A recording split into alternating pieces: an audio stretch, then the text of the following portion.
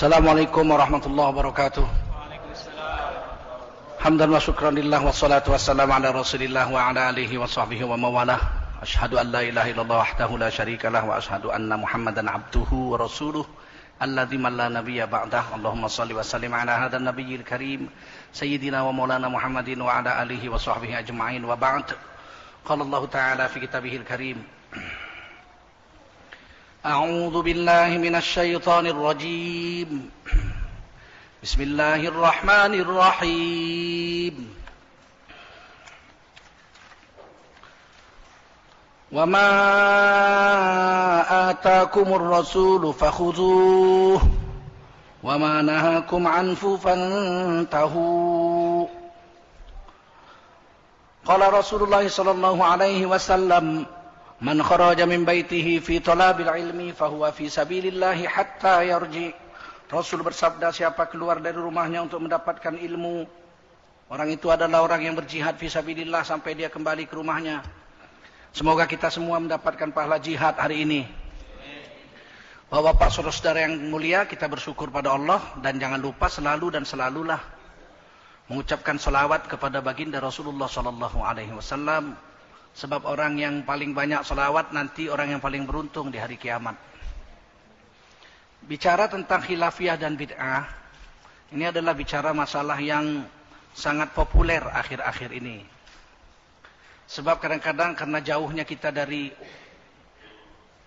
ulama-ulama dan jauhnya kita dari masanya Rasul, sudah 1400 tahun. Kadang-kadang dengan kesibukan dunia dan memang dari kecil kita tidak digembleng dalam alat-alat untuk memahamkan ilmu agama seperti bahasa Arab, Al-Quran, hadis, tafsir, mustalah hadis dan lain-lain. Sehingga sulit kita memahamkan agama itu karena keterbatasan alat yang ada sama kita. Seperti kita mau kerja memperbaiki komputer.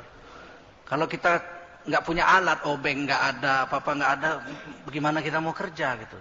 Membuka komputernya, membuka kotaknya aja nggak bisa, casingnya kita udah nggak bisa buka. Alat nggak ada. Mau pakai gigi susah. Nah, untuk memahamkan Quran tentu alatnya lebih banyak lagi daripada sekedar membongkar casing komputer misalnya.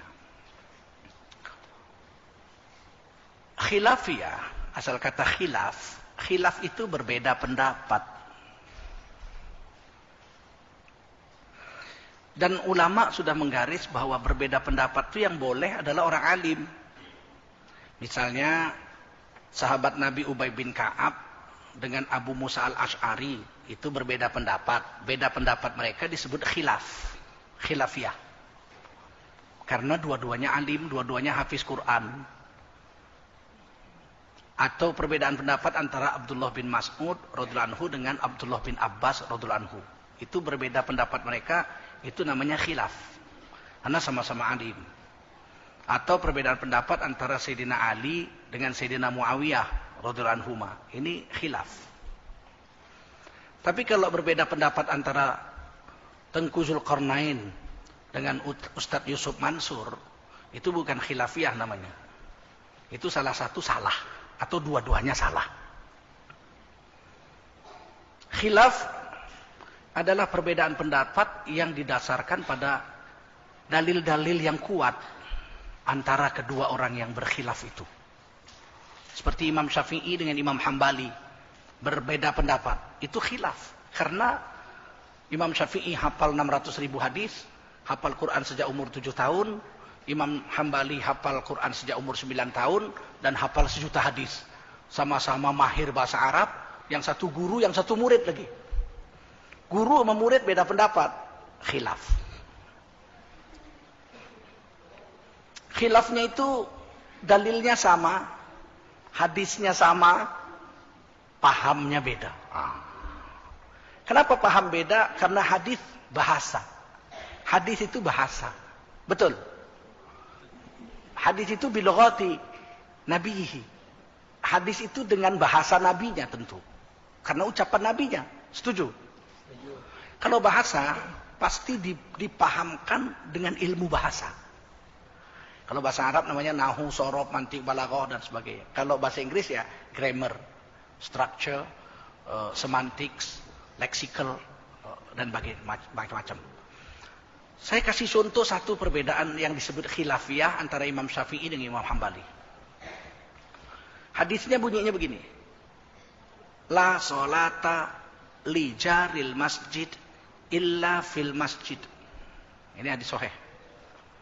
La sholata, tidak ada solat li jaril masjid, bagi orang yang rumahnya bertetangga dengan masjid, illa fil masjid, kecuali solatnya itu dilakukan dalam masjid. Jadi kalau di luar masjid tidak ada solat bagi orang yang rumahnya di sebelah masjid, kecuali solatnya mesti di masjid. Itu terjemahannya. Maksud hadis ini mulai main ilmu nahunya, ilmu bahasa Arabnya main. La itu macam-macam, adalah nafi, adalah kamila, ya macam-macam lah itu. Nah, Imam Hambali mengartikan la itu la nafi, tidak sah. Salat orang yang rumahnya di dekat masjid, kalau tidak sholatnya itu dilakukan di masjid, tidak sah. Wajib diulangi lagi di masjid. Karena lainnya itu la nafi, tidak ada, nggak ada, tertolak. Dan itu kaidah bahasa Arab dari Rasulullah juga. Dari bahkan sebelum Rasul pun orang Arab mengetahui bahwa la itu artinya tidak laku. Imam Syafi'i memahamkan la-nya itu la kamila, la jamaliyah, tidak sempurna sholat orang yang rumahnya dekat masjid kecuali di masjid.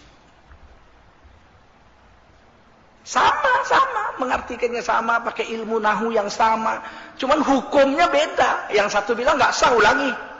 Yang satu bilang sah, tapi nggak berpahala. Dan tidak ada satupun imam yang mengatakan boleh atau sama sholat di rumah sama di masjid pahalanya. Nggak ada satupun, karena hadisnya bilang la. Paham?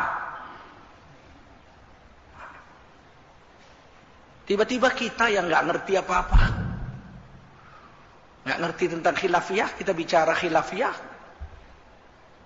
menanggapi khilafiyah, orang yang berbeda pahamnya dengan kita, semuanya bid'ah, masuk neraka. Nah, ini yang bahaya itu. Padahal Imam Syafi'i sama Imam Maliki sama Imam Hanafi, Imam Syafi'i sama Imam Hambali itu murid sama guru. Dari mana mereka mengetahui ini? Ya dari hadis-hadis yang lain. Karena ada hadis-hadis lain yang mendukung itu. Kata Rasul dalam hadis Bukhari Muslim, aku kepingin yang jadi imam orang lain. Kemudian aku tinggalkan sholat berjemaah. Aku suruh anak-anak ngumpulin kayu bakar. Kemudian ku datangi rumah orang yang nggak ke masjid. Ku bakar rumah orang itu semua yang nggak ke masjid itu. Wah, kata Imam Hambali nih, berarti sholat berjemaah itu hukumnya wajib. Karena Nabi mau membakar rumah orang yang nggak ke masjid. Imam Syafi'i bilang, itu ucapan Nabi. Kenyataannya Nabi nggak pernah bakar rumah. Betul nggak? Pernah Nabi bakar rumah? Enggak. Kan itu cuma ancaman. Kalau ngancam kan biasa. Sempet kau kawin sama janda itu, nggak kuanggap anak lagi kau. Tetap aja anaknya, buktinya lahir, timang anak cucu sayang. Dan ini semua bisa dipahamkan oleh orang-orang alim, nggak, bukan makanan kita itu.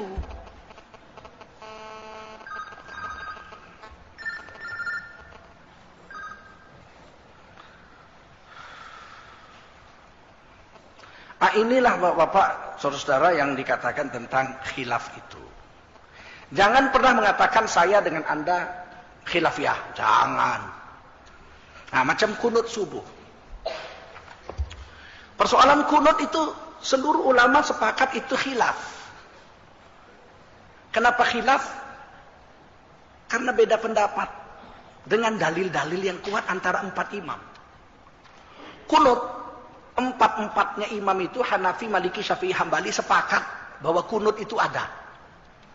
Harus ditulis kunut, hukum kunut. Satu, sepakat. 4 madhab kunut itu ada. Kedua, kunut yang disepakati oleh 4 madhab itu adalah kunut nazilah. Kalau orang Islam dibunuh rame-rame, kita 5 waktu kunut nazilah. Satu, kunut nazilah sepakat 4 madhab. Tidak ada khilaf. 2, kunut witir. Karena kunut banyak, kunut witir. Kunut dalam sholat witir, 2 sepakat, 2 sepakat. Hanafi, Maliki sepakat, kunut pada sholat witir, setiap malam kalau berkunut, mesti pakai witir. Kalau setiap malam berwitir, mesti pakai kunut pada rakaat terakhir. Witir itu tiap malam. Dan kalau witir, mesti pakai kunut. 2, Hanafi dengan Maliki sepakat. Ini Ustadz jangan cerita-cerita itu, jangan cerita imam, cerita Rasul. Ya yang mewakili Rasul yang 4 ini. Karena hadis Nabi belum ditulis, Quran belum ditulis, seperti ini belum. Yang 4 ini sudah membuat buku tentang ajaran Islam lengkap dari lahir sampai mati kitab fikihnya. Di dunia nggak ada kitab fikih selain yang 4 ini waktu itu. Langsung Quran belum ditulis, masih dihafal di otak. Langsung hadis, apalagi hadis, wong Quran aja belum ditulis kok. Quran cuma 1 di rumah Khalifah Utsman, yang lain dihafal di otaknya ini ulama yang besar 4. 2 sepakat witir ada, kunut. 2 lagi sepakat witir itu pada kunut bulan Ramadan separuh akhir. Jadi kalau udah tanggal 15 Ramadan, kunut witir Ramadannya pakai apa? Witir Ramadannya pakai kunut. Itu yang sepakat Syafi'i dengan Imam Hambali. Yang kunut witir itu tidak mesti Ramadan tapi tiap malam, itu Hanafi dengan Maliki. Perbedaan ini disebut khilaf. Paham? Kunut nazilah sepakat, ittifaq sepakat, tidak ada khilaf. Tapi kunut witir 2 dengan 2 khilaf. Yang Hanafi dengan Maliki sepakat setiap witir ada kunut. Yang Syafi'i dengan Hambali sepakat separuh akhir Ramadan baru ada kunut witir. Ini sepakat, ini sama ini khilaf. Sekarang kunut subuh. Imam Syafi'i memajukan 3 dalil hadis sahih. Baihaqi, Daruqutni dan Hakim. Sahih ya hadisnya. Anna Rasulullah SAW lam yazalu yaqnut fi subhi hatta faraqat dunia. Adalah Rasulullah SAW tidak pernah tinggal kunut dalam subuhnya sampai meninggalkan dunia ini, yaitu wafat. Sahih 3. Daruqutni, Baihaqi dan Hakim. Yang 3 ini enggak ngambil hadis ini. Yang 3 ini bilang kunut subuh tidak sunnat. Artinya ditinggalkan, tidak membuat cacat sholat. Tapi tidak ada satupun yang mengatakan kunut subuh bid'ah, yang melakukannya masuk neraka. Itu nggak ada. Tapi tidak mengamalkan kunut 3. Yang mengamalkan kunut subuh 1. 3 ini dengan 1 ini namanya khilaf. Yang 3 ini sepakat kunut subuh tidak sunat. Yang 1 ini khilaf bahwa kunut subuh itu berdasarkan 3 hadis sahih. Alhamdulillah tidak ada satupun yang mengatakan kunut subuh itu bid'ah dari ulama besar. Entahlah kalau Bejo Bidudin dari Tangerang bilang bid'ah, itu tidak masuk hitungan. Nah, itu tentang khilafiyah. Persoalan khilafiyah nggak bisa diselesaikan kecuali dengan dada yang lapang. Kata Ibnu Taimiyah, Syekh Ibnu Taimiyah ini guru besarnya Wahabi Salafi. Nggak ada lebih besar dari dia dalam urusan Wahabi Salafi, dia yang paling gede. Nomor 2 Ibnu Qayyim, nomor 3 Ibnu Katsir. Ibnu Katsir itu murid Ibnu Taimiyah dalam hal ilmu tafsir. Dalam hal ilmu fikih beliau bermadhab Syafi'i. Maka kitab fikih Ibnu Katsir itu namanya Ibnu Katsir Asy-Syafi'i. Karena beliau bermadhab Syafi'i. Berkunut subuh sampai mati itu. Apa kata Ibnu Taimiyah dalam Majmu'? Al-Fatwa Al-Kubra, kalau imamnya berkunut subuh, maka makmumnya mesti mengikuti imamnya berkunut subuh. Kalau imamnya tidak berkunut subuh, maka makmumnya boleh berkunut subuh, boleh tidak berkunut subuh. Kayak di Madinah, sekarang ini mereka tidak berkunut subuh. Tapi imamnya memberi kesempatan lama berdiri untuk makmumnya berkunut subuh. Ini namanya khilaf. Banyak tapi nggak mungkin dibuka semua. Nah, bid'ah. Apakah bid'ah? Bid'ah asal katanya bada'ah, badi', membuat sesuatu tanpa contoh terlebih dahulu. Kalau membuat sesuatu yang nggak ada contohnya sebelumnya, baru gitu, inovasi baru yang sebelumnya nggak ada, itu namanya bid'ah. Misalnya handphone. Handphone itu kan sebelumnya nggak ada kan, mesti pakai wire, ya kan? Nah, tiba-tiba muncul benda yang bisa telepon dari Amerika ke Indonesia nggak pakai wire, ini namanya bid'ah. Benda yang bid'ah. Siapakah yang pertama kali melakukan bid'ah itu? Allah Subhanahu wa Ta'ala. Jadi kalau tanya siapakah ahli bid'ah? Jawabnya siapa? Allah. Badi'us samawati wal ard. Allah menciptakan langit dan bumi secara bid'ah. Hebatnya Allah menciptakan manusia 6 miliar, nggak ada yang mukanya sama. Ada yang sama? Muka dia sama muka saya sama nggak? Beda. Ganteng mana? Inilah bid'ah itu. Allah ciptakan jari tangan manusia, sidik jari. 6 miliar manusia, tidak ada satupun yang sidik jarinya sama. Apa namanya itu? Bid'ah. Yang hebat sekarang biji mata.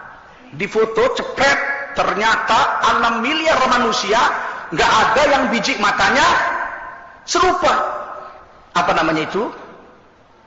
Bid'ah. Bid'ah. Jadi siapakah ahli bid'ah? Allah ahli bid'ah.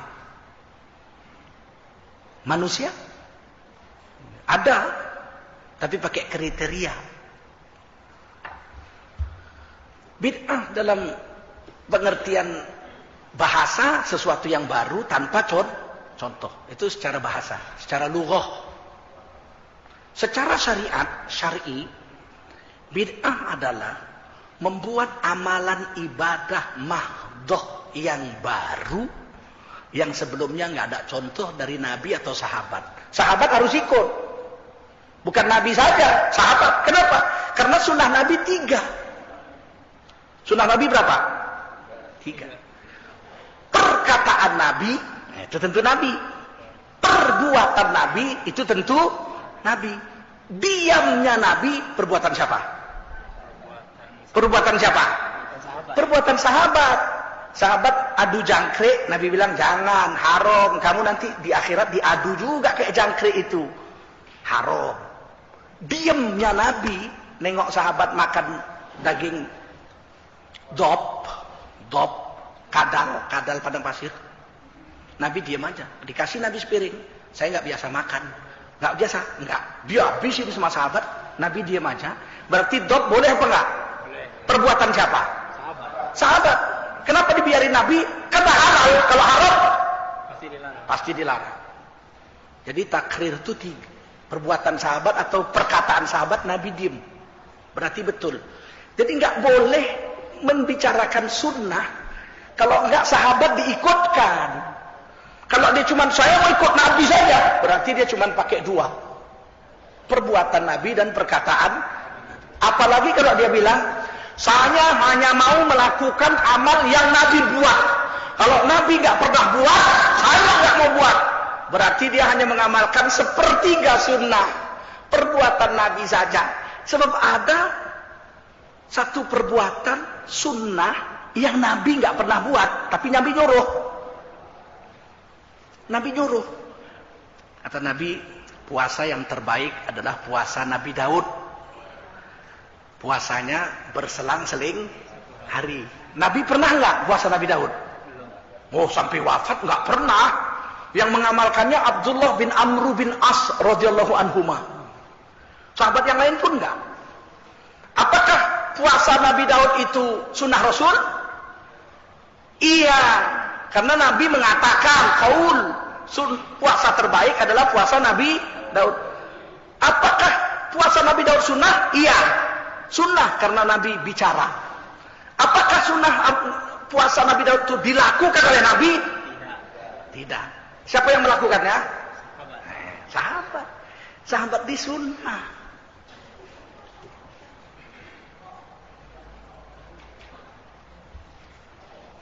Salah satu perbuatan sahabat yang Nabi nggak buat, puasa Nabi Daud. Yang kedua wiritan. Anna rajulan sami'a rajulan yaqra'u qul huwallahu ahad yuraddiduha.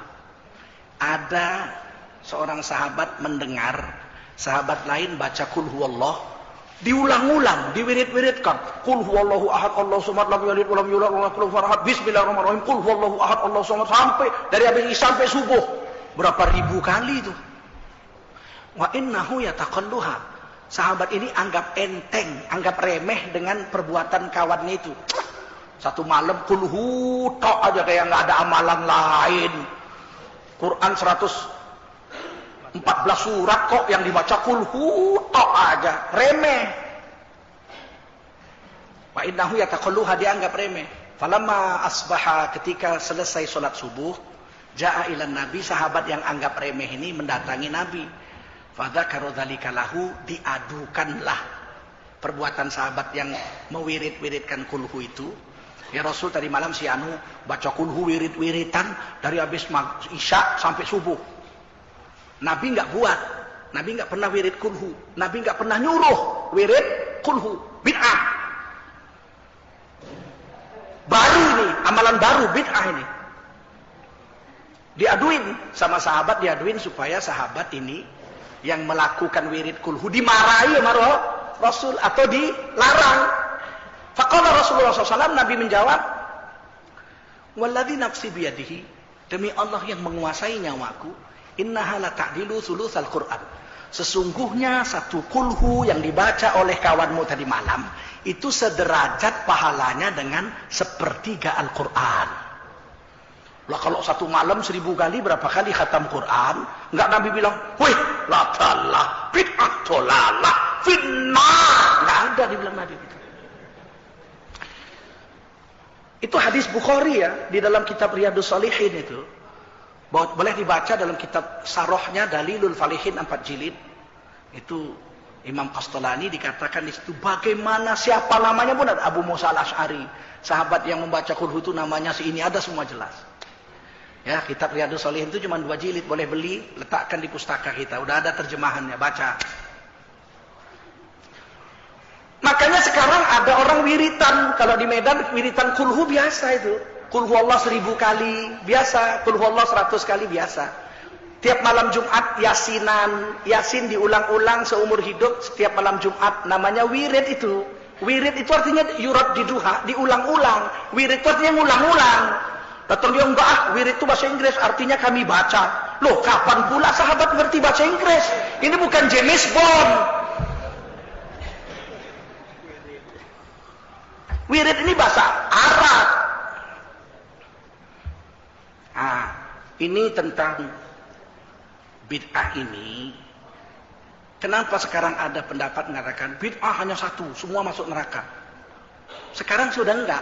Sekarang Syekh Jamil Jino, Soleh Fauzan, dan beberapa guru-guru di sini seperti Abdul Hakim Abdad yang dari kelompok Wahabi Salafi mengatakan bahwasanya bid'ah itu terbagi 2. Ya. Satu, ada masih SMS-nya sama saya ini, kemarin masuk dari Agus katanya nanya. Bid'ah terbagi 2, satu bid'ah syar'i. Ini haram semua masuk neraka karena melawan syariat Islam. Yang kedua bid'ah teknologi. Bid'ah teknologi halal. Seperti TV, kulkas, LG.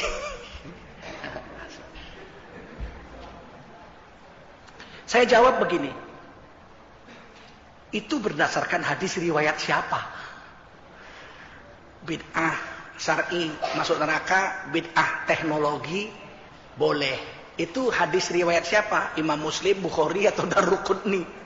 Seingat saya sahabat nggak ngerti bahasa Arabnya teknologi.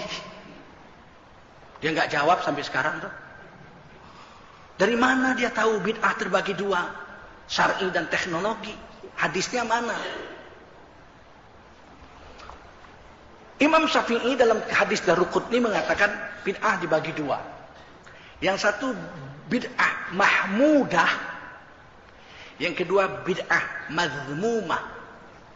Bid'ah mahmudah, bid'ah yang terpuji, berpahala mengamalkannya. Bid'ah mahmudah, mazmumah adalah bid'ah yang berdosa melakukannya.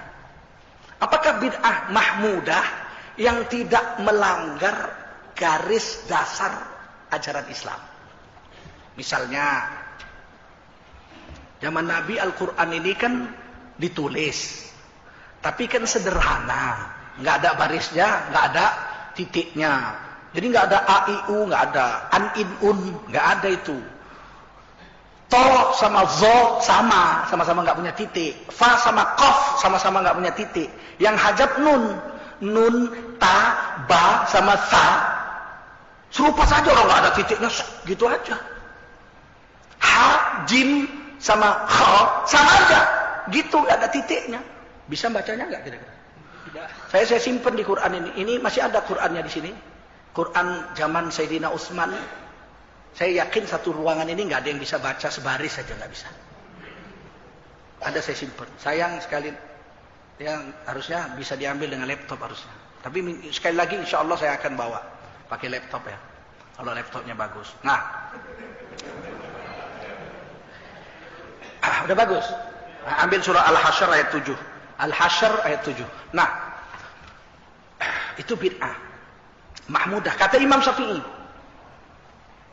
Nah, ada yang mengatakan nggak ada, pokoknya kalau amal ibadah dalam Islam, kalau yang baru semua bid'ah masuk neraka. Contohnya apa? Maulid Nabi. Nabi nggak pernah maulidan, kalau maulid masuk neraka. Isra Mi'raj masuk neraka. Nuzul Quran masuk neraka. Nisfu Sa'ban masuk neraka. Walimatus safar mau naik haji ke Duri masuk neraka. Pulang haji syukuran masuk neraka. Tahlilan tempat orang mati masuk neraka. Terus zikir berjemaah habis sholat masuk neraka. Doa berjemaah masuk neraka. Doa angkat tangan masuk neraka. Pokoknya neraka penuh.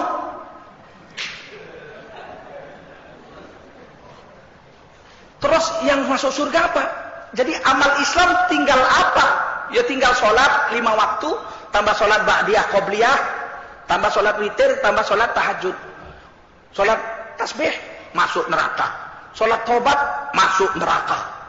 Puasa Ramadan sama puasa 6 Senin Kemis. Puasa Syawal udah. Yang lain puasa Rajab masuk neraka. Puasa Sya'ban masuk neraka. Umroh 2 kali, 3 kali, 4 kali masuk neraka. Haji 2 kali, 3 kali, 4 kali, karena Nabi haji cuma masuk neraka. Waduh, kalau begitu ya masuk surga cuma Nabi sama Allah Subhanahu wa taala aja lah. Apa-apaan ini ceritanya? Kami punya dalil Quran surah Al-Hasyr ayat 7. Lihat tuh. Wa ma atakumur rasul fakhudhuh. Apa yang diberikan Rasul kepadamu, apa yang didatangkan oleh Rasul kepadamu, pegang erat, amalkan. Wa ma nahakum anhu fantahu. Yang dilarang tinggalkan. Itulah dia. Mana artinya? Nggak ngertinya orang ini bahasa Arab.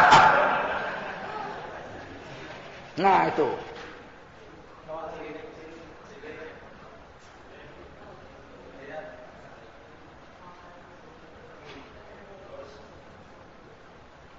Itu apa yang itu? A-nya kecil lagi itu.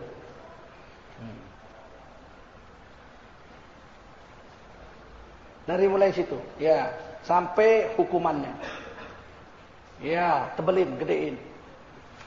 Apa yang diberikan Rasul kepadamu maka terimalah. Apa yang dilarang bagimu maka tinggalkanlah. Dan bertakwalah kepada Allah. Sesungguhnya jangan Golkar, Demokrat aja. Sesungguhnya Allah amat keras hukumannya. Jelas. Katanya agama ini cuma 2. yang disuruh dan yang dilarang. Udah. Kalau disuruh Nabi amalkan, itu berarti sunnah. Kalau dilarang Nabi tinggalkan, berarti bid'ah. Sekarang saya tanya, Maulid Nabi ada disuruh nggak? Tidak. Ada dilarang nggak? Tidak. Masuk bid'ah apa masuk sunnah? Bid'ah kedua. Kalau orang cerdas, ayat ini bukan untuk orang bodoh, ayat ini untuk ulama. Kalau kita cuma mengartikan dua, disuruh kerjakan, ditinggal, larang, ditinggalkan. Tapi kalau ulama mengartikan ini tiga. Yang disuruh kerjakan, yang dilarang tinggalkan. Yang nggak disuruh nggak dilarang. Haji kembali. Yang nggak disuruh nggak dilarang boleh. Gimana? Nggak disuruh nggak dilarang apa? Boleh. Makan durian disuruh apa nggak? Nah. Dilarang apa nggak? Nah. Boleh.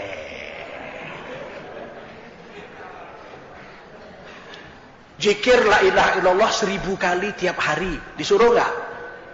Dilarang nggak? Boleh? Boleh. Nggak bid'ah. Itu tiga. Ada yang nggak diomong di tengah-tengah. Dilarang, disuruh, dan tidak dilarang, tidak disuruh. Hukumnya dari situ ada 5. Hukumnya dari ayat itu. Yang disuruh 2. Pertama yang disuruh itu wajib. Sholat, puasa Ramadan. Betul? Yang kedua yang disuruh itu sunat. Betul? Baca Quran, zikir pagi petang, sholawat Nabi, potong kuku, potong kumis, piara jenggot. Nah, udah. Yang dilarang 2. Haram, berzina, mabok, mencuri. Dan ada yang dilarang itu makruh. Makan jengkol, makan bawang mentah, ya. Lihat kemaluan istri. Lihat kemaluan istri itu makruh. Kalau gitu lihat kemaluan istri orang. Itu haram.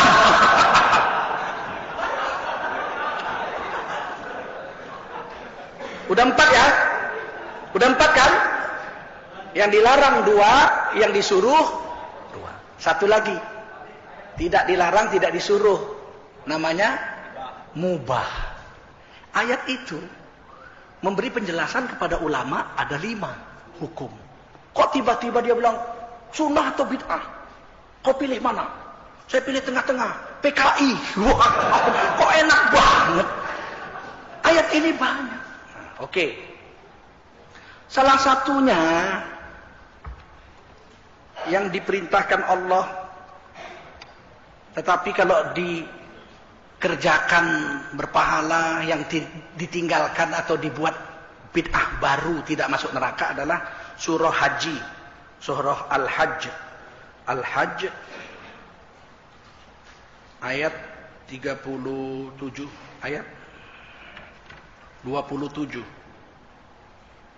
Ayat 27. Wa'adzim fin nas bil hajji ya'tuka rijalan wa 'ala kulli dhamir. Ya Ibrahim. Tadi udah lewat. Ibrahim.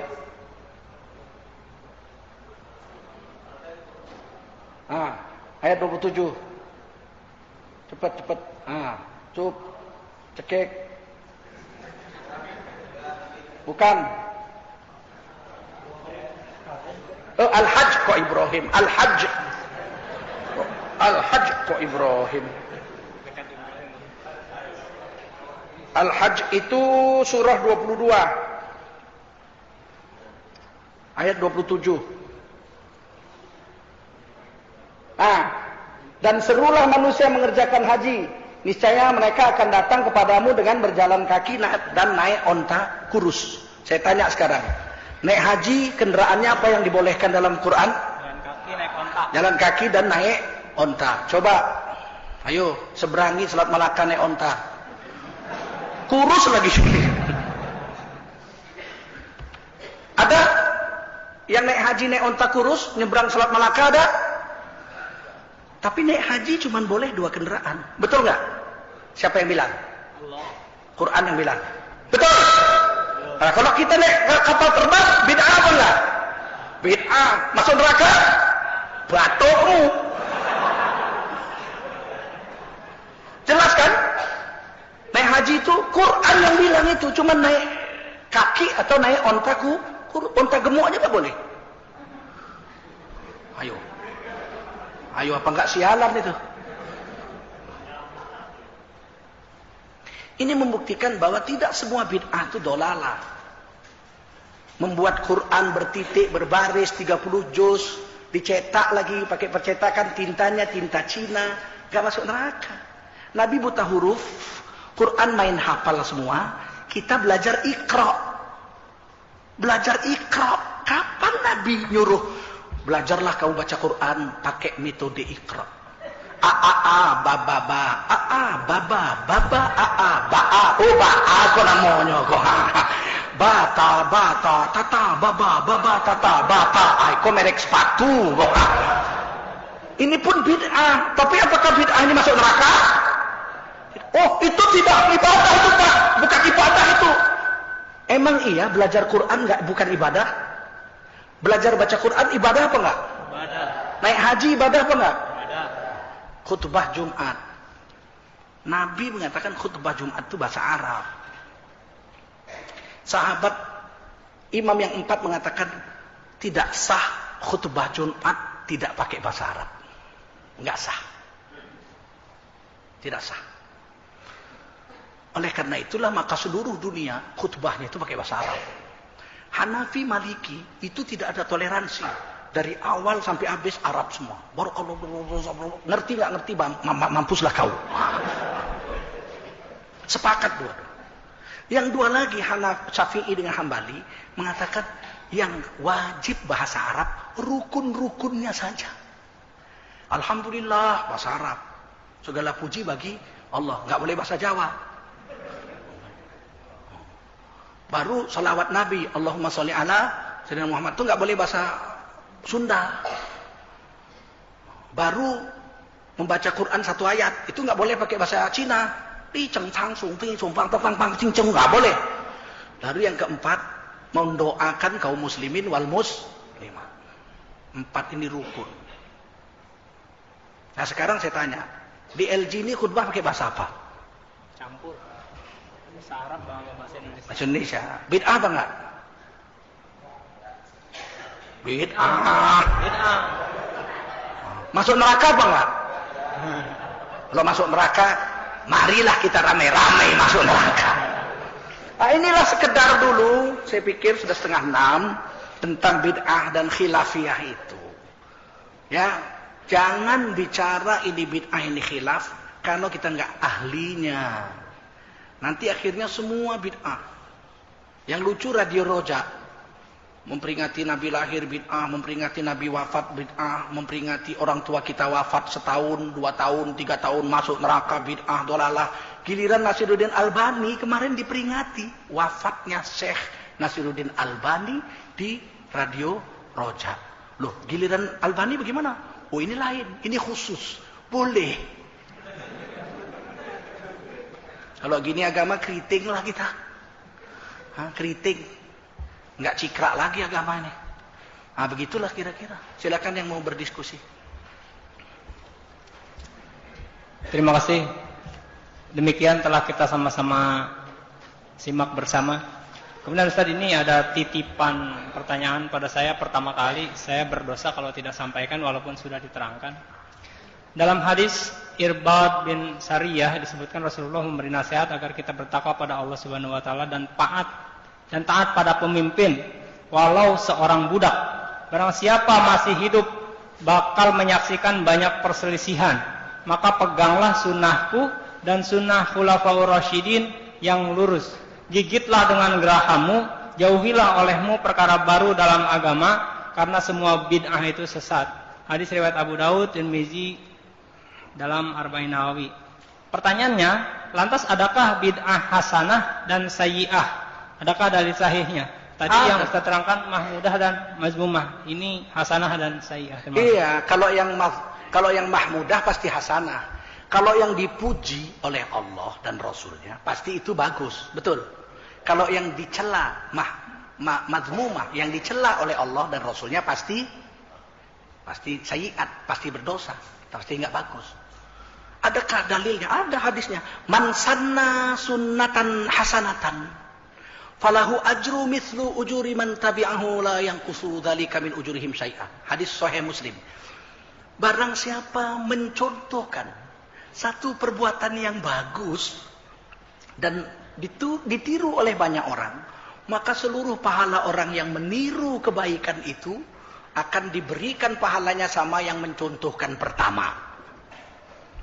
Barang siapa man sanna sunnatan sayyi'atan, barang siapa mencontohkan contoh yang sayyi'at, sunnah yang sayyi'at, falahu wizruha wa wizru man tabi'aha la yanqusu dzalika min ujurihim syai'a. Maka seluruh dosa yang mengikutinya akan diberikan kepada yang mencontohkan pertama itu tanpa mengurangi pahala yang melakukannya. Nah, di dalam hadis lain, itu hadis Muslim, tanpa mengurangi dosa yang mengikutinya. Dalam hadis lain lagi, orang yang pertama kali membunuh adalah Qabil, anak Nabi Adam. Maka karena dia mencontohkan pembunuhan pertama, seluruh pembunuh sedunia nyetor dosa sama dia. Hadis ada di buku saya ini. Nah, ini mesti dipahami dalil kalau dia nanya dalil. Dan di dalam situ dibilang situ, barang siapa yang melakukan satu perbuatan yang baru yang diharamkan. Coba baca itu. Sunatul Khulafaur Rasyidin, terus barang akan muncul setelah itu perbuatan yang barang siapa yang masih hidup bakal menyaksikan banyak perselisihan, maka peganglah sunnahku dan sunnah Khulafaur Rasyidin yang lurus. Gigit dengan geraham. Dengan gerahammu, jauhilah olehmu perkara baru dalam agama, karena semua bid'ah itu sesat. Perkara baru dalam agama, karena semua bid'ah itu sesat. Ada di situ.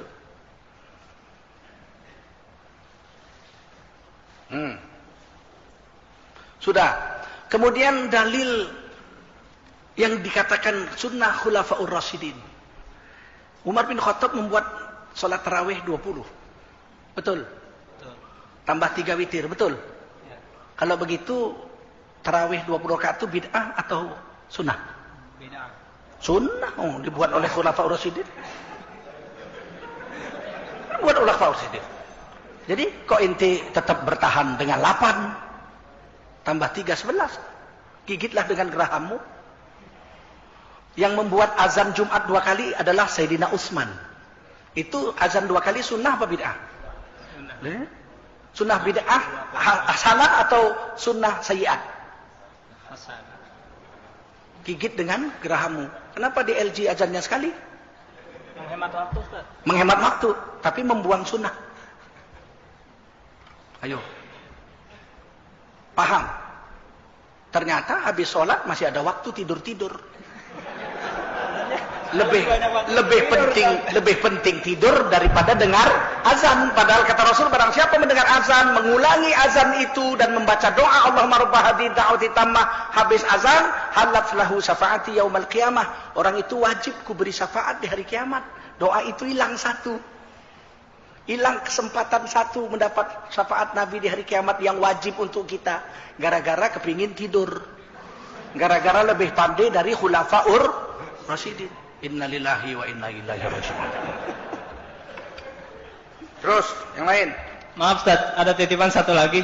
Sekarang banyak orang mengaku-ngaku berjihad karena jihad adalah bagian dari ibadah. Lalu kemudian mereka melakukan jihad. Salah satunya dengan bom bunuh diri. Atau dengan berjihad tapi yang dibomnya bangsa sendiri. Yang seperti itu bagaimana Ustaz? Ngebom orang Islam itu dosa paling besar setelah syirik dan durhaka. Membunuh orang Islam dosa paling besar setelah syirik dan durhaka pada orang tua. Membunuh manusia yang tidak Islam tanpa perang atau tanpa sebab, misalnya menjatuhkan hukuman mati bagi orang yang membunuh misalnya, tanpa hak ya, itu dosanya seperti membunuh manusia seluruh dunia, 6 miliar manusia. Jadi bom bunuh diri itu hanya boleh di daerah yang perang, Darul Harbi, misalnya Afghanistan dan Irak. Itu pun yang dibom tenteranya Israel, bukan orang lagi sholat di masjid dibom. Apa urusannya perang sama Amerika di Afghanistan kok yang dibom orang lagi sholat? Ya, karena yang lagi sholat itu juga kemarin saya lihat makan malam bersama orang-orang Amerika. Loh, makan malam sama orang Amerika dibom. Seperti yang dibikin di JW Marriott itu. Wah, matilah satu bule 8 orang Islam. Nah, yang membunuh itu mujahid atau mujahad?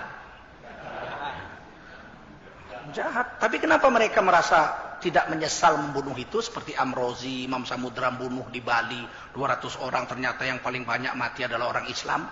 Mereka nggak menyesal karena dianggap orang Islam yang mati itu ahli bid'ah, penduduk neraka, nggak usah disesali, syukur berkurang ahli bid'ah di atas dunia ini. Itu maka mereka nggak menyesal.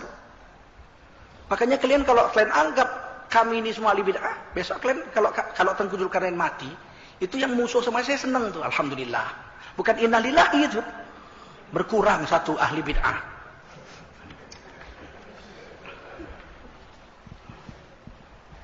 Ada hadis Nabi, "Man amila amalan laisa alaihi amruna fahuwa raddun." Hadis Bukhari. Barang siapa melakukan suatu amalan yang tidak ada perintah kami atasnya, maka amalan itu tertolak. Ini salah terjemah ini. Di sini laisa alaihi amruna, laisa alaihi amruna. Amar itu artinya perintah. Kalau pakai alaihi amruna, ala itu artinya bukan perintah Nabi atas perbuatan itu, tapi barang siapa yang melakukan amal yang tidak dikuasai amalan itu, amalnya ditolak. Jadi amar ditambah ala itu artinya menguasai. Siapa beramal tidak menguasai amal yang diamalkannya itu, maka amalnya itu ditolak. Sholat subuh nggak tahu syarat rukun. Habis wudhu, keluar dari kamar mandi, ditutup pakai tangan gini. Baru pakai sarung, baru sholat. Sholatnya ditolak karena wudhunya sudah batal, karena megang kemalu. Maksud hadis itu begitu. Tapi orang Wahabi Salafi mengartikannya, barang siapa melakukan satu amalan yang tidak ada perintah atas amalan itu, maka amalan itu ditolak. Loh, kok jadi sebodoh itu? Ini bahasa Arab. Seluruh orang yang tahu nahu mengerti bahwa arti ala ditambah amar itu artinya menguasai, bukan perintah atasnya itu. Paham? Maka kok jadi sebodoh gitu? Orang yang awam yang nggak ngerti bahasa Arab ketipu. Tapi orang yang tahu nahu, loh, fatal sekali kesalahan ini. Ini kesalahan yang fatal dalam menerjemahkan bahasa Arab. Paham? Yang lain, silakan. Silakan.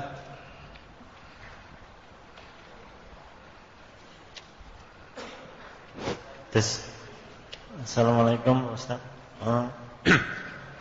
Tadi menyinggung masalah sholat Jumat. Tempo hari masalah ada khotib itu yang bilang seperti ini, Pak. Barang siapa yang tidur tidak mendengarkan sholat Jumat, itu sholat Jumatnya tidak sah. Tidurnya itu yang bagaimana itu saya masih, karena begini, saya pernah dengar ada yang tidurnya itu nggak membatalkan, ada yang membatalkan itu loh. Begini. Terus satu lagi, Pak. Nanti saya lupa. Oh, iya. Sholat Jumat itu mengganti zuhur. Orang yang sudah sholat Jumat tidak perlu lagi sholat zuhur. Zuhur 4 rakaat, betul. Jumat itu cuma 2 rakaat, betul. Kan kurang 2 kan? Dari mana yang 2 lagi? 2 lagi itu khutbah. Jadi kalau ada orang sholat Jumat tidur dia nggak dengar khutbah, maka sholat Jumatnya itu tak cukup untuk menutupi sholat zuhurnya itu. Karena kurang 2 rakaat. 2 rakaatnya itu di khutbahnya itu. Dari situ ulama itu mengambil hukum. Yang lain, baru yang nomor 2. Yang nomor 2, Pak, ini kan tadi bicara masalah yang bom bunuh diri itu ya. Sekarang jadi kesannya itu menyudutkan Islam terus itu, Pak ya. Nah, memang yang ngebom orang Islam. Orang Islam. Memang Ibrahim Nurdin Top, masa kalau Galingging Gultom Utajulu baru. Enggak, masalahnya itu kan kita juga nggak tahu ya, itu emang ada yang barangkali sumber dananya itu nggak ada politik antar negara juga kan, kita juga belum tentu kan, belum tahu kan, polisi sendiri kan belum tahu itu, belum ya, sumber dananya itu dari mana itu mungkin kan aja sumber dananya dari Yahudi, tapi pelaku tetap berdosa. Yang pelaku, saya dikasih duit sama orang Cina, disuruh berzina sama Amoy, berdosa nggak saya? Tuh, tapi sumber dananya harus diselidiki dulu. Nggak peduli lah, pokoknya yang zina ente kan. Oh, gitu, Pak. Walaupun duitnya itu dari Yahudi, dari planet Mars, dari robot, tapi yang bunuh siapa? Imam Samudra, Amrozi, ya orang Islam juga. Ya harus kita akui, di Indonesia ini terorisnya banyak orang Islam, harus diakui. Nggak bisa kita, tapi di Amerika terorisnya banyak orang Kristen. Apalagi di Inggris, Irlandia Utara, Katolik. Saya dijumpai sama orang pendeta. Waktu di Amerika dia bilang gini, I have gone to your country Indonesia. Oh, that is good. Saya sudah ke negerimu Indonesia. Wah, bagus, saya bilang. Saya lihat katanya, 80% bandit yang ada di penjara-penjara Indonesia itu orang-orang Islam semuanya. Saya bilang, betul? Soheh itu betul? Right, it is right. What do you think about your religion? Apa agama kau? Kau bilang bagus. 80% bandit. Aku juga udah ke Amerika, aku bilang. Di Amerika 9% banditnya Kristen. What do you know? Dia pun goblok. Wong di Amerika ya yang paling banyak banditnya orang Kristen. Kalau di Indonesia yang paling banyak banditnya orang Islam. Wajar-wajar aja, Bung, ya kan?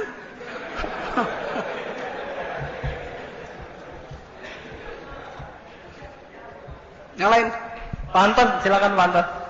Ustaz itu yang saya hormati,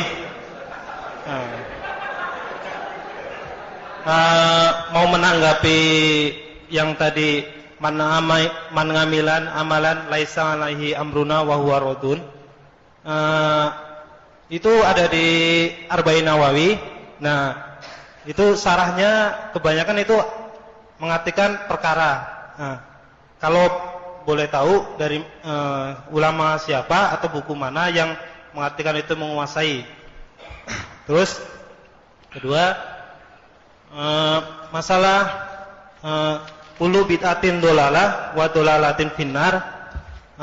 Di situ Rasulullah mengatakan kullu bid'atin dolalah wa dolalatin finnar. wa kullu dhalalatin. Wa kullu dolalatin finnar. Dolalatin itu diartikan sebagai semua sarana yang mengantarkan ke kesesatan itu bisa ke neraka, tetapi bukan, Rasulullah tidak mengatakan kullu dolin finnar gitu. Nah, itu gimana? Begini, kullu itu nggak artinya semua. Bukan, bahasa Arab tuh kullu nggak semua. Coba lihat di surah Al-Anbiya ayat 30. Kullu itu artinya mayoritas. Terkadang diartikan semua. Ar-Rum ayat 30. Apa tadi? Al-Anbiya ayat 30. Kelewatan.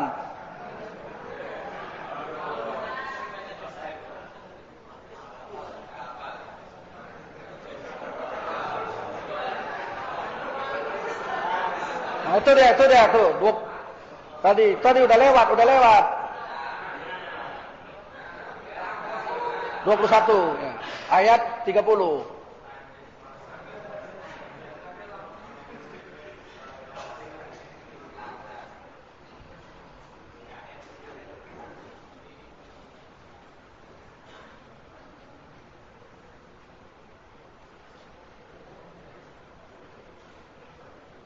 Itu kok hilang itu, kok salah ini. Kullu shay'in hayyin minal ma' itu. Waja'alna kok jadi salah ayatnya. Waja'alna kullu shay'in hayyin kullu shay'in hayyin minal ma'. Kok jadi hayyin shay'in kullal ma'i mina. Aduh. Itu kami jadikan segala sesuatu yang hidup dari air, dan dari air kami jadikan segala sesuatu yang hidup. Ya kan? Dan dari air kami jadikan segala sesuatu yang hidup. Kullu itu tidak diartikan seluruhnya. Nabi Adam dijadikan dari air apa dari tanah? Dari tanah. Jin dijadikan dari tanah, dari air atau dari api? Malaikat dijadikan dari air atau dari nur? Kalau begitu kullu nggak artinya semua, tapi mayoritas. Satu. Kedua, hadis tadi kullu bid'atin dolalah. Sebagian besar bid'ah itu sesat. Wa kullu dolalatin finnar. Tak ada dibilang Nabi wa kullu bid'atin finnar. Seluruh bid'ah masuk neraka, enggak. Yang masuk neraka adalah yang kullu dolalatin. Betul enggak? Kullu dolalatin finnar. Sebagian besar yang sesat masuk neraka. Tidak dikatakan kullu bid'atin finnar. Paham enggak? Enggak ada dibilang yang bid'ah itu masuk neraka. Yang masuk neraka adalah yang sesat, bukan yang bid'ah. Coba baca hadis itu. Kullu bid'atin dolalah wa kullu dolalatin. Yang masuk neraka dolalatin atau bid'atin? Dolalatin. Makanya ngaji betul-betul lah. Jangan kalian baca terjemahan. Aduh, terjemahan yang ngajar Bejo bin Udin lagi. Nyalahkan pula, yang disalahkan tuh imam-imam, sahabat-sahabat. Coba. Sahabat-sahabat. Itu yang mengatakan tadi,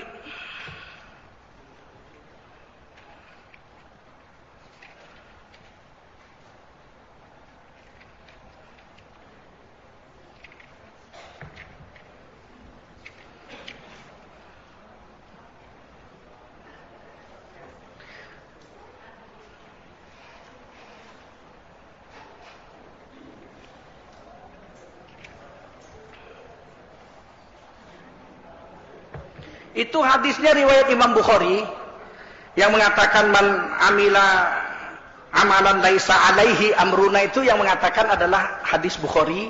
Anda boleh lihat hadis itu dalam Syarah Bukhari yang ditulis oleh Ibnu Hajar Al-Asqalani. Itu dijelaskan itu. Bagaimana arti ala itu. Terus yang lain. Silakan. Kenyataannya saudara-saudara, Nabi melihat perbuatan sahabat yang Nabi nggak suruh, nggak dibilang Nabi masuk neraka. Itu hadis Bukhari yang wirid kulhu itu, nggak dibilang Nabi sesungguhnya kullu bid'atin dolalah. Nggak ada dibilang Nabi, tapi demi Allah yang menguasai nyawaku, saudaramu baca kulhu tadi malam 1 kali, sepertiga itu kan membuktikan tidak semua bid'ah itu sesat. Silakan, yang lain. Nabi SAW waktu wafat dikapani dengan jubah. Betul? Ada yang tahu? Pernah baca sejarah Nabi? Nabi dikapani dengan jubah. Sekarang kita dikapani dengan jubah atau dengan kuncung? Bid'ah. Masuk neraka. Enggak bisa semua yang tidak dibuat Nabi masuk neraka. Apalagi yang dibuat itu baik. Misalnya wirid Yasin. Malam Jumat kumpul baca Quran, baca Yasin, masuk neraka. Kan gila itu. Ngapain kamu? Baca Yasin?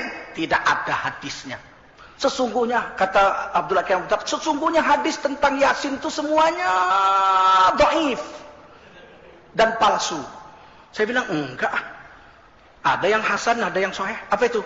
Man qara'a harfan min kitabillah fahuwa bihil hasanah wal hasanatu bi asyri amsalihha. Siapa membaca Quran 1 huruf dapat pahala 1 hasanah, 1 hasanah dibayar 10 pahala.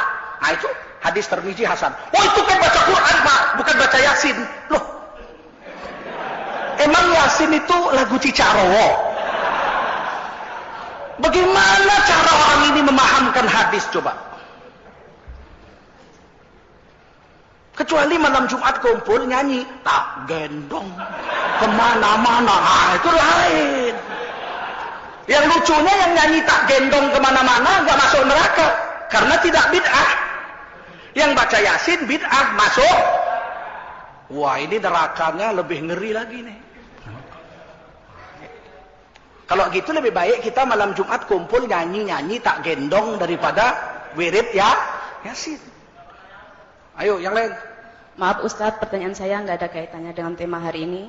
Yang ingin saya tanyakan, adakah ayat Al-Quran yang menerangkan tentang hukum-hukum orang yang nonton film porno?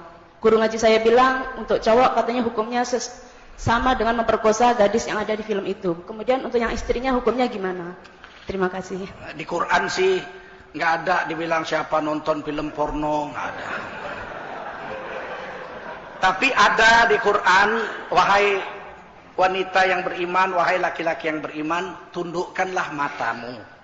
Surah An-Nur ayat 30 dan 31. An-Nur ayat 30 dan 31. Ya, di situ dikatakan menundukkan pandangan, maksudnya jangan melihat aurat orang. Di situ. Hendaklah mereka menahan pandangan matanya dan memelihara kemaluannya. Yang demikian lebih suci bagi mereka. Jadi maksudnya menundukkan pandangan, jangan lihat aurat orang. Nah, kalau dia nonton film porno, terus dia terangsang, dia lakukan hubungan seksual sama istrinya, tapi karena istrinya mukanya kayak bemo, dibayangkannya lah muka pemain film porno yang cakep itu, maka dia sebetulnya berdosa dan berzina dihitung di sisi Allah SWT. Berzina dia. Sebaliknya kalau kita masuk kamar istri kita lagi mati lampu, terus kita naik tempat tidur, kita lihat ada perempuan tidur, ya itu kamar istri kita, ini pasti istri kita. Terus kita peluk, dia diam saja. Terus kita campuri, dia tidur, diam saja. Udah siap, hidup lampu ternyata mertua. Kita tidak berdosa, mertuanya yang berdosa.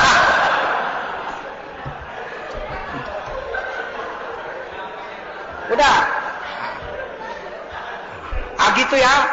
Jadi menonton film porno itu haram karena melihat aurat orang yang bukan mahramnya. Saya heran kok ada sih penggemarnya film porno itu. Bahasanya cuma dua, Kalau Ustaz tahu ya.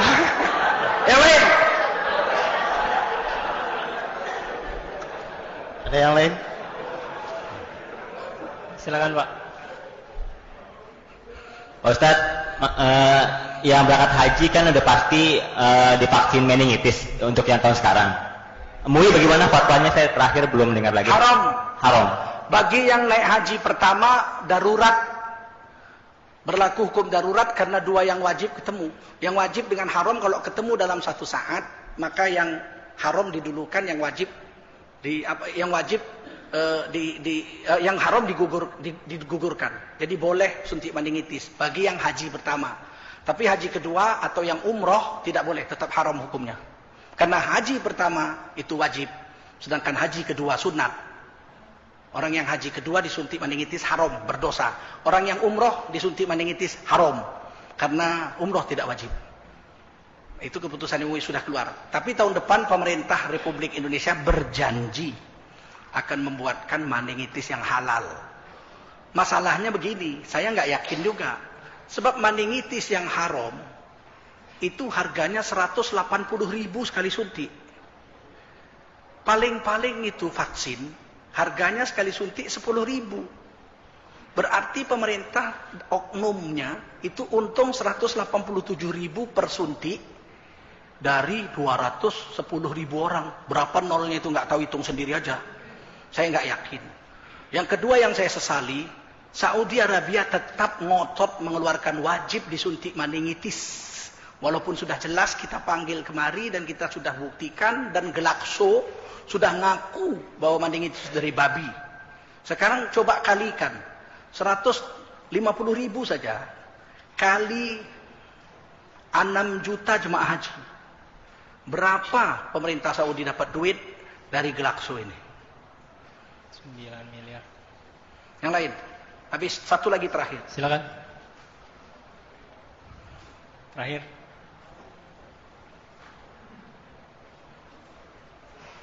Itu surah Al-Anbiya 31 salah ya Qur'annya ya, betulin ya. Yang ditampilkan situ salah. Kok bisa loncat-loncat begitu tuh? Itu tabnya yang belum dirubah. Oh Ustaz. iya. Ada lagi silakan.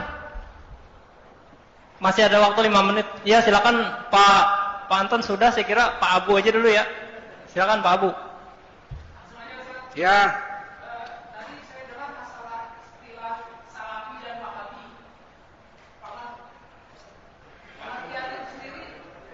Ustaz memperkirakan, saya dalam pikiran saya istilah salafi itu dengan wahabi itu sepertinya salah gitu Ustaz.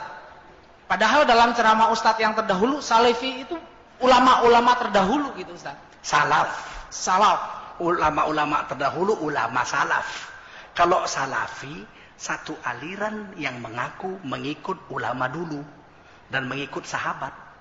Betul. Padahal sebetulnya dia tidak ikut sahabat dan tidak ikut ulama dulu. Buktinya, sahabat azan Jumat 2 kali, dia sekali. Sahabat wirid kulhu, dia bilang wirid kulhu masuk neraka. Sahabat talqin mayat, dia bilang talqin mayat haram. Sahabat ziarah kubur, Nabi ziarah kubur, dia bilang ziarah kubur syirik.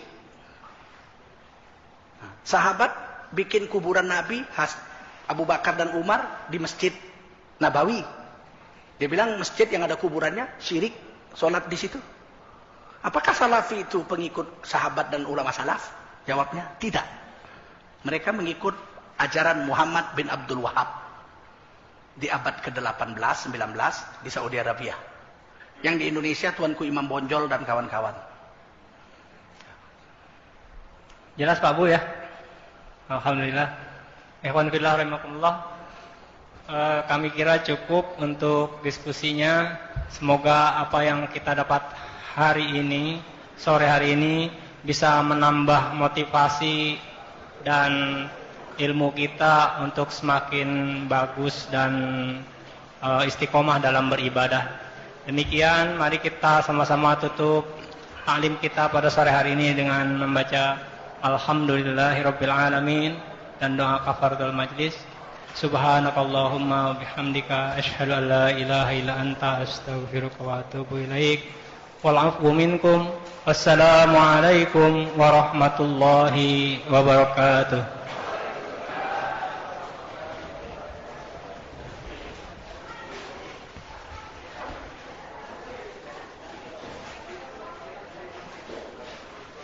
Mohon kepada para jamaah sampah-sampahnya untuk dibuang ke tempat sampah.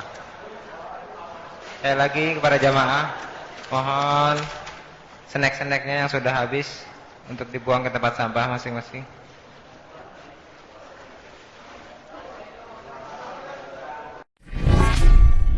Alhamdulillah.